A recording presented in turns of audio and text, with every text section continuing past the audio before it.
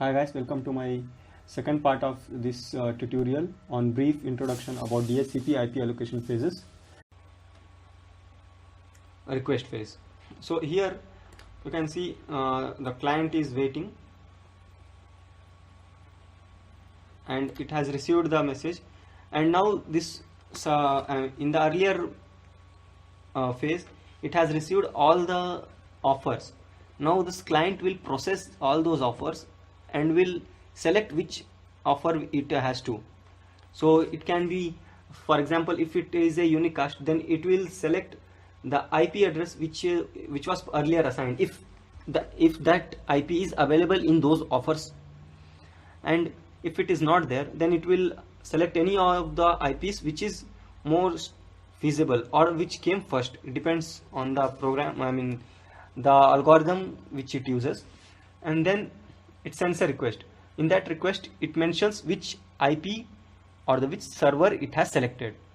So it will broadcast it again. Why it broadcast?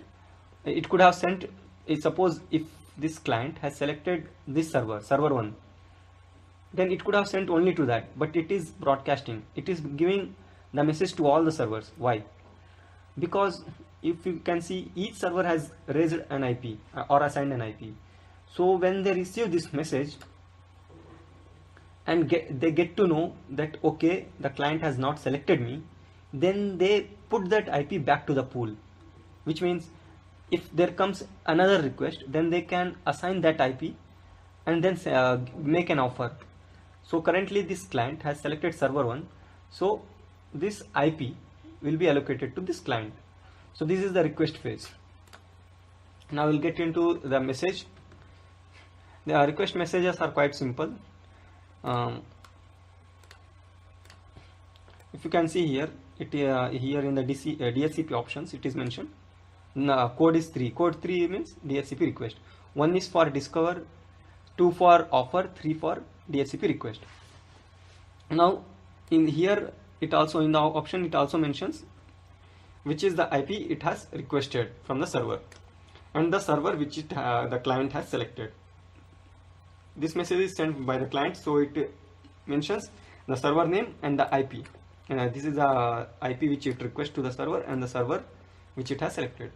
So these are the two, three important points in this message. Now we'll get into the next message. So here is the acknowledgement. Now since the the server has received and request, now the other servers will back off and the communication will begin in these two, the client and the server.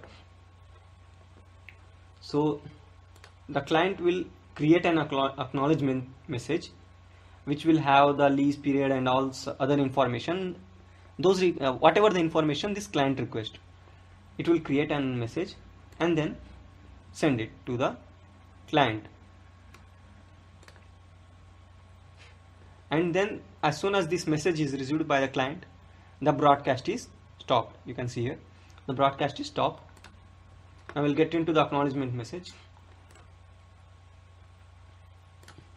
So here is the code 5. It can be 6 as well, depending on what kind of acknowledgement it is sending. And this is the subnet mask, the router information, and the lease period 86,400 seconds or 1 day. So this IP will be valid for 1 day. When this period completes or 1 day finishes, then the client has to request a new IP or the same message process will take place. And this is the DHCP server name and the other DNS server information which the client would have requested, and hence it is sending.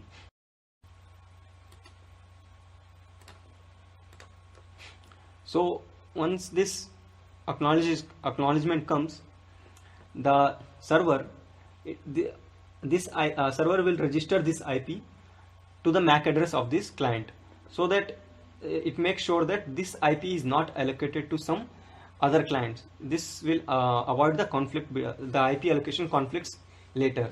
So this IP is registered with the server now to this client. Now this client has this IP 192.168.1.100, and thus the connection is completely established. So if you like this video, please subscribe to this channel for more, and if you have any doubts, please do comment.